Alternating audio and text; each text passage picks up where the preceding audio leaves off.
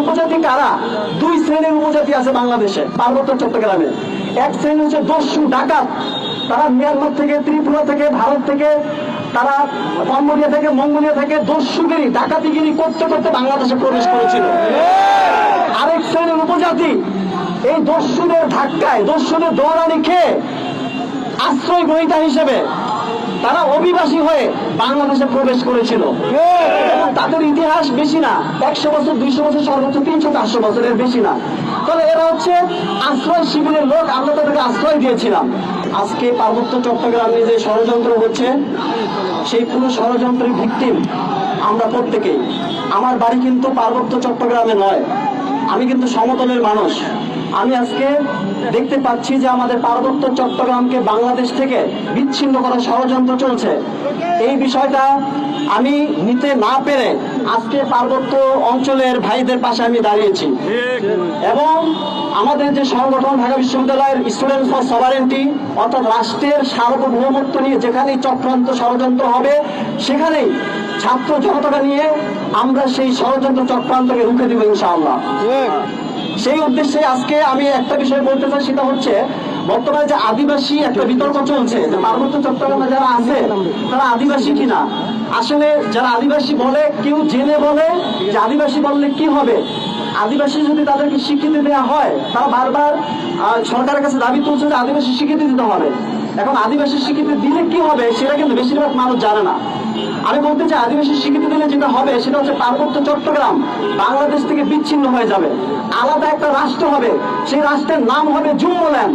সেইটা অলরেডি তারা পতাকা বানিয়েছে, আমাদের এখানে আছে, তাদের পতাকার, এই যে পতাকার বিষয়টা আছে, তারা যে পতাকা বানিয়ে ষড়যন্ত্র করে যাচ্ছে, সেই ষড়যন্ত্র ঢাকা বিশ্ববিদ্যালয়ের শিক্ষার্থীরা আমরা কখনোই মেনে নিব না। আদিবাসী বললে যে বাংলাদেশ থেকে চট্টগ্রাম বিচ্ছিন্ন হবে, কেন হবে? এটা ILO convention, international labour organisation, সেই কনভেনশনে এই বিষয়টা এসেছিল এবং জাতিসংঘের 2007 সালের একটা কনভেনশনে একটা ঘোষণাপত্র জারি করা হয়েছিল। সেখানে বলা হয়েছিল যদি কেউ আদিবাসী স্বীকৃতি পায়, অর্থাৎ যদি কেউ আদিবাসী হয়, তাহলে তাদেরকে সেলফ ডিটারমিনেশন অধিকার দিতে হবে।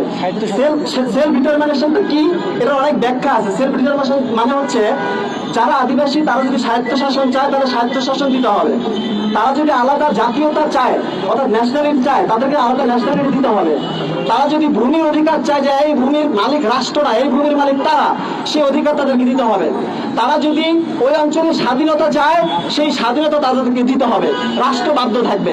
যদি রাষ্ট্র তাদেরকে স্বাধীনতা না দেয় তাহলে জাতিসংঘের মধ্যস্থতায় তাদেরকে স্বাধীনতা দেওয়ার বন্দোবস্ত করে দেওয়া হবে। তাহলে একজন দেশপ্রেমিক হিসেবে, একজন বাংলাদেশী হিসেবে আমরা কি এই ষড়যন্ত্র মেনে নিতে পারি? আমরা কখনোই পারি না। আমরা এই ষড়যন্ত্র মেনে নিতে পারি না, আমরা এই ষড়যন্ত্র মানব না। প্রিয় ভাইয়েরা, আজকে যে আদিবাসী চক্রান্ত চলছে, তারা যদি আদিবাসী হতো, পার্বত্য চট্টগ্রামের উপজাতিরা, আমরা আদিবাসী বলতাম, কিন্তু তারা তো আদিবাসী নয়। এক আপনি বলে গেছেন, এই আমি একটু বলি যে বিষয়টা হলো যে উপজাতি কারা? দুই শ্রেণীর উপজাতি আছে বাংলাদেশে, পার্বত্য চট্টগ্রামে। এক শ্রেণী হচ্ছে দস্যু ডাকাত, তারা মিয়ানমার থেকে, ত্রিপুরা থেকে, ভারত থেকে, তারা কম্বোডিয়া থেকে, মঙ্গোলিয়া থেকে দস্যুগিরি ডাকাতিগিরি করতে করতে বাংলাদেশে প্রবেশ করেছিল। আরেক শ্রেণীর উপজাতি এই দস্যুদের ধাক্কায়, দস্যুদের দৌড়ানি খেয়ে আশ্রয় গ্রহীতা হিসেবে তারা অভিবাসী হয়ে বাংলাদেশে প্রবেশ করেছিল। তাদের ইতিহাস বেশি না, 100 বছর, 200 বছর, সর্বোচ্চ 300-400 বছরের বেশি না। তাহলে এরা হচ্ছে আশ্রয় শিবিরের লোক, আমরা তাদেরকে আশ্রয় দিয়েছিলাম।